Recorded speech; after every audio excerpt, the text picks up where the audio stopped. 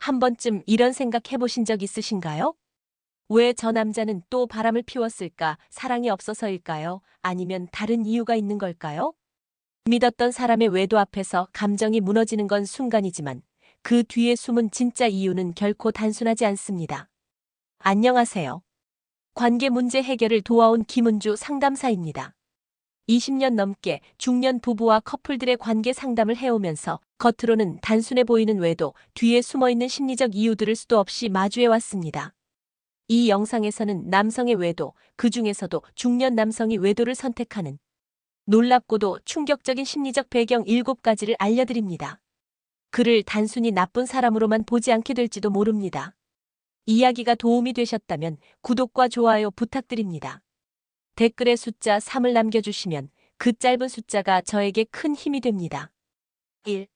아무도 모르게 들키지만 않으면 괜찮다?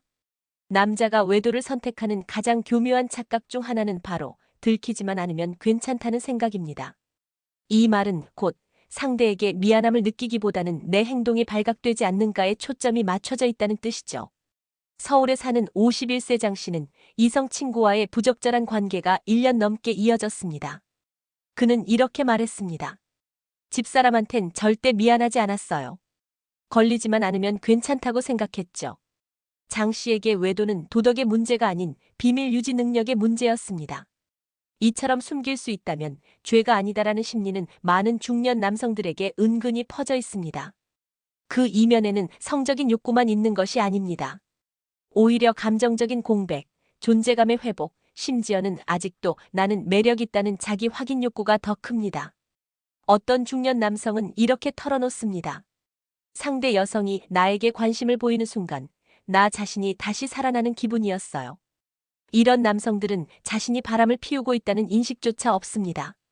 그들은 그것을 관계도 아닌 그냥 자연스러운 남녀의 흐름 정도로 여기기도 하죠.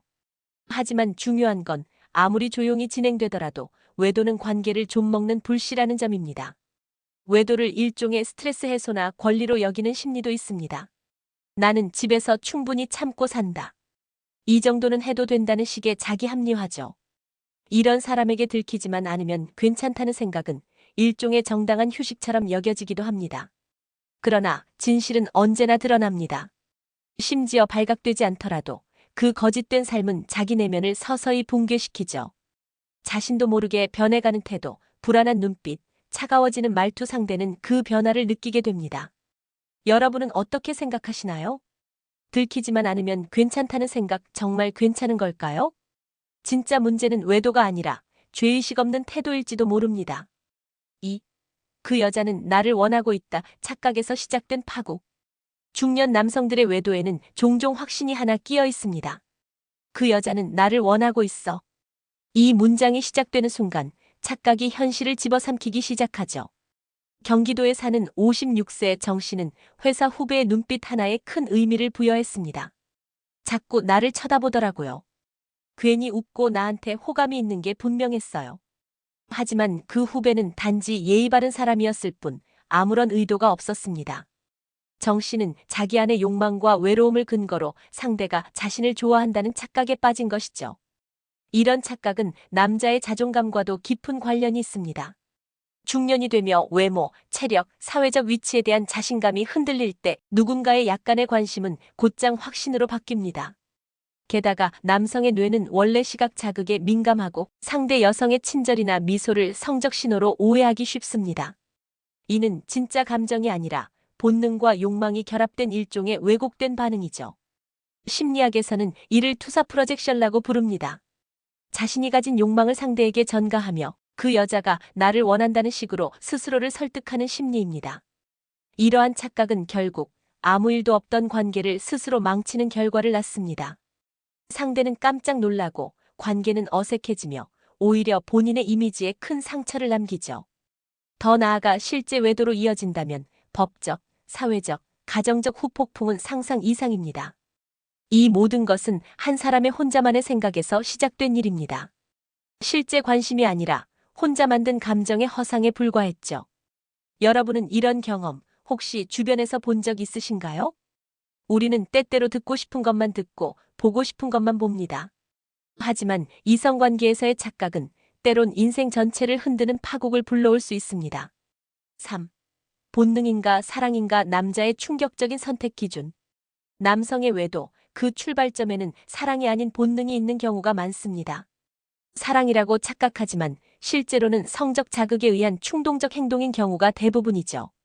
대구에 사는 48세 김 씨는 이런 고백을 했습니다. 그땐 그냥 끌렸어요.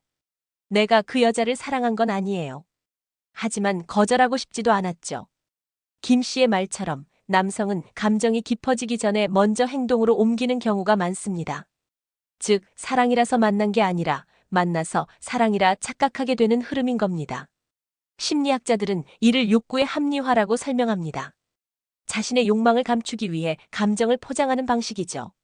내가 그녀를 좋아하니까 만난 거야 라고 말하지만 실상은 반대일 수 있습니다.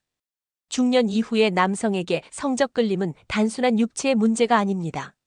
존재감 회복, 자존심 회복, 감정적 위로까지 포함된 복합적 욕망이죠. 이 때문에 본능과 사랑의 경계가 더욱 흐려집니다. 더 큰 문제는 이런 혼동이 반복될수록 진짜 사랑이 무뎌진다는 점입니다. 일시적인 욕망에 자꾸 반응하다 보면 깊고 안정된 관계를 유지하는 능력이 약화되죠. 결국 자극만 쫓게 되고 마음의 공허함은 더 깊어집니다. 이런 선택은 누구도 행복하게 만들지 않습니다. 잠깐의 설렘 뒤에는 죄책감, 후회, 그리고 관계의 붕괴가 기다리고 있기 때문이죠. 또한 본능에 끌려가는 삶은 결국 자기 자신에 대한 신뢰까지 무너뜨립니다. 여러분은 본능과 사랑을 어떻게 구분하시나요? 사랑은 함께할수록 편안해지고 깊어집니다. 하지만 본능은 반대로 시간이 지나면 사라지고 후회만 남기죠. 남자의 외도는 때로 본능이라는 이름으로 포장됩니다. 그러나 진짜 어른스러운 선택은 그 순간의 충동을 알아차리고 멈추는 힘입니다. 4. 성욕이 아니라 병입니다. 성중독과 외도의 경계. 중년 남성의 반복적인 외도, 단순한 욕망일까요? 아니면 통제가 안 되는 병적인 충동일까요? 부산에 사는 54세 윤 씨는 이성과의 만남을 끊임없이 반복했습니다. 심지어 같은 사람과도 오래가지 못하고 또 다른 상대를 찾아 나섰죠. 그 순간만큼은 숨이 트였어요. 하지만 끝나고 나면 공허함만 남았어요. 윤 씨는 결국 성중독 진단을 받고 치료를 시작했습니다. 많은 남성들은 이런 상태를 단순히 성욕이 세다고 생각하지만 실상은 뇌의 보상 시스템이 왜곡된 결과일 수 있습니다. 자극을 받을 때마다 도파민이 과도하게 분비되고 그 쾌감에 중독되어 또 다른 관계를 찾게 되는 구조입니다. 성중독은 명확한 기준 없이 남용되기도 하지만 반복적인 외도, 통제되지 않는 성적 충동, 그리고 행동 후에 후회와 죄책감이 반복된다면 그건 단순한 욕망이 아니라 치료가 필요한 상태일 수 있습니다.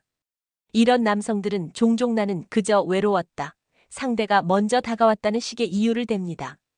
하지만 그 이유 뒤에 숨겨진 건 멈추지 못하는 자신입니다. 실제로는 사랑도 감정도 아닌 일종의 의존에 가까운 행동일 수 있습니다. 더 무서운 건 이런 행동이 반복되면서 자기 정체감마저 흐려진다는 점입니다. 나는 원래 이런 사람인가? 나는 왜 이렇게 멈추질 못할까? 자신을 믿지 못하게 되면 삶 전체가 무기력해집니다. 여러분은 이런 사람을 주변에서 본 적 있으신가요? 혹은 자신 안에서 비슷한 충동을 느껴본 적 있으신가요? 중년 이후의 삶은 욕망을 누르는 것이 아니라 그 충동의 뿌리를 이해하고 스스로를 돌보는 과정입니다. 성중독은 부끄러운 문제가 아니라 다스릴 수 있는 문제입니다. 그리고 그 인식이 무너져가던 관계를 되살리는 첫걸음이 될 수 있습니다. 5. 18명. 남자들이 원하는 성적 파트너 수의 진실. 한 연구 결과에 따르면 남성들이 인생에서 바라는 성적 파트너 수의 평균은 18명이라고 합니다. 이 수치가 나온 배경엔 남성의 무의식 속 성적 환상과 자존감이 깊게 연결돼 있죠. 충청도에 거주하는 50세 박 씨는 젊은 시절을 이렇게 회상합니다. 남자들끼리는 항상 말했어요. 10명 넘겨야 진짜 남자라고, 그게 마치 성취처럼 느껴졌죠. 이런 인식은 단순한 자랑을 넘어서 자기 존재의 가치를 성적 정복에 연결짓는 왜곡된 사고입니다. 남성은 대체로 시각 자극과 성적 상상에 더 민감한 편입니다. 여성보다 여러 명의 파트너를 원하는 경향이 통계상 높게 나타나죠. 하지만 실제로 18명이란 숫자는 대부분의 사람들에게 비현실적인 환상입니다. 그럼에도 불구하고 이 수치를 내면에 간직한 채 현실의 관계에 불만을 느끼거나 지루함을 핑계 삼아 외도를 정당화하는 경우가 많습니다. 특히 중년 남성은 삶의 권태가 찾아올 때 젊은 시절의 정복자 본능으로 회귀하려는 경향을 보이기도 합니다. 이때 한 번쯤은 괜찮겠지. 내가 이 정도 욕망도 못 누리면 뭐하러 살아? 라는 식의 자기 위안이 외도의 문을 열게 되죠. 중요한 건 성적 파트너 수가 많다고 해서 진짜 만족이나 행복이 따라오는 건 아니라는 점입니다. 오히려 감정 없는 관계가 반복되면 감정 있는 관계를 유지하는 능력이 점점 사라지게 됩니다. 여러분은 이런 숫자에 어떤 느낌이 드시나요? 그 수치는 현실이 아닌 욕망의 상징일 뿐입니다.